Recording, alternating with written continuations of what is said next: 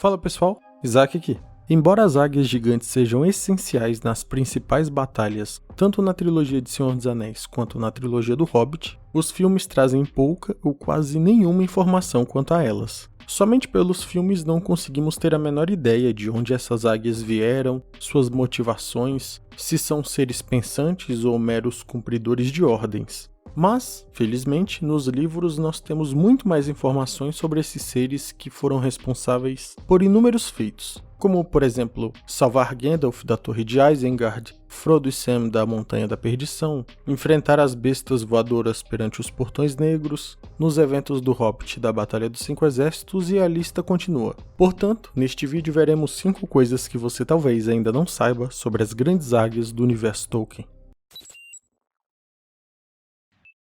1. As grandes águias como símbolo de mau presságio. As grandes águias são subordinadas a um Vala específico, chamado de Manwë. Manwë não era um Vala comum, mas o líder de todos os demais Valar, e portanto, Manwë era o principal rival de Melkor/Morgoth. Então houve um tempo, mais precisamente durante a Segunda Era, em que Manwë utilizava a imagem das águias como forma de advertência a um indivíduo ou a um grupo de indivíduos que estivesse se deixando corromper pelas trevas. Vejamos o que aconteceu quando grande parte do povo de Númenor passou a dar ouvidos a Sauron e se voltar contra os Valar. Aspas para o Silmarillion.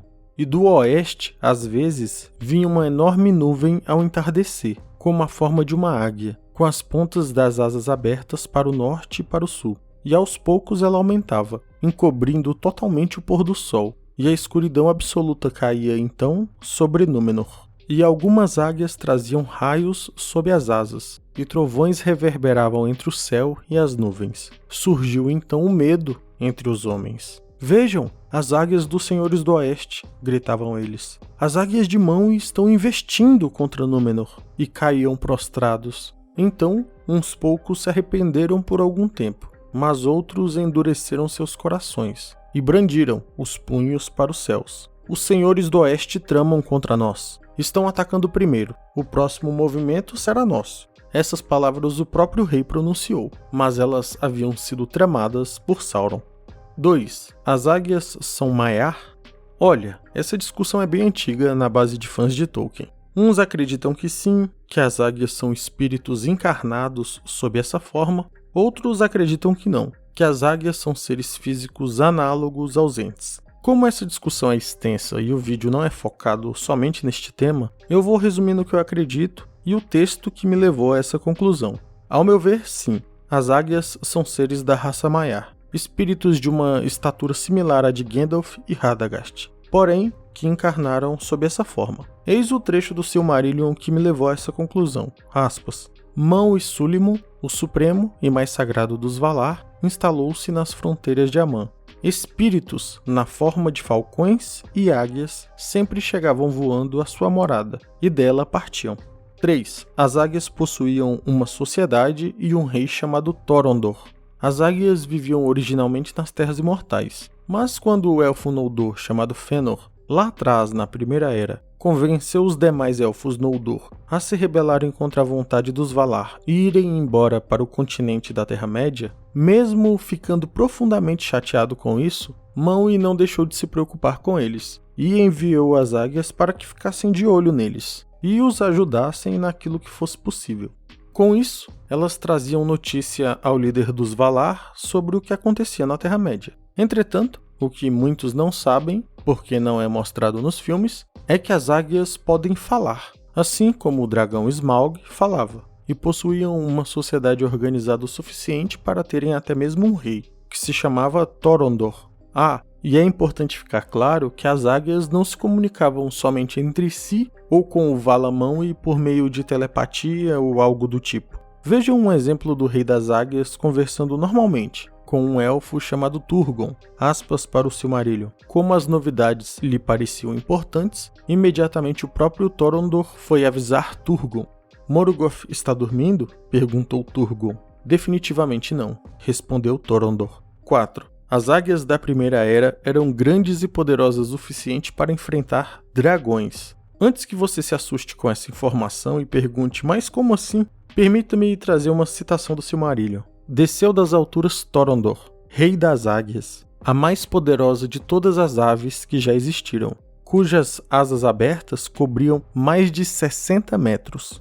60 metros! Agora olha para nossa querida estátua do Cristo Redentor no Rio de Janeiro. Essa estátua possui 38 metros de altura. Se Torondor possuía um diâmetro de mais de 60 metros, significa que da ponta de uma asa até a outra equivaleria a mais ou menos 2 estátuas do Cristo Redentor. Além de seu tamanho colossal, as grandes águias conseguiam enxergar além da matéria, uma espécie de visão de raio-x. Aspas mais uma vez para o Silmarillion. Seus olhos enxergavam as profundezas dos mares e penetravam nas cavernas ocultas nos subterrâneos do mundo.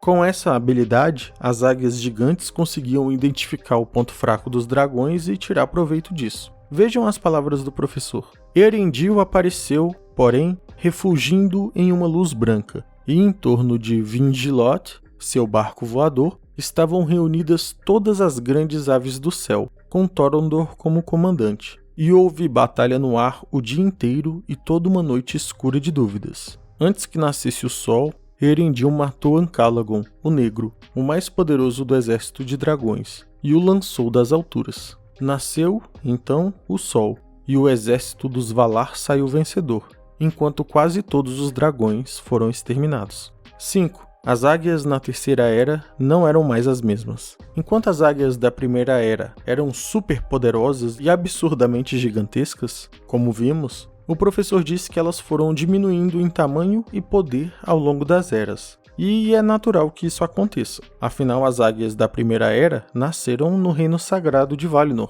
conviviam a maior parte do tempo com os Valar e até mesmo estiveram na presença das árvores sagradas. Já a geração de águias presente na Terceira Era, os descendentes de Torondor, embora muito poderosos, são apenas uma sombra das águias da Primeira Era. E justamente por isso não poderiam transportar pessoas por longas distâncias. Como muitos se perguntam, mas por que Gandalf não pediu que as águias levassem toda a Sociedade do Anel até Mordor? Vamos dar uma olhada num trecho que deixa isso tudo muito claro. Gwaihir, aquela águia que salvou Gandalf de Isengard, somente o levou até Edoras, em Rohan, para que ele montasse um cavalo e seguisse viagem, pois seu corpo não suportava a carga por muito tempo. Aspas para o livro A Sociedade do Anel. Foi assim que, quando o verão terminava, veio uma noite enluarada, e Gwaihir, o Senhor do Vento, a mais rápida entre as grandes águias, chegou inesperadamente a Orthanc, encontrando-me no pináculo. Então falei com ele, que me carregou embora.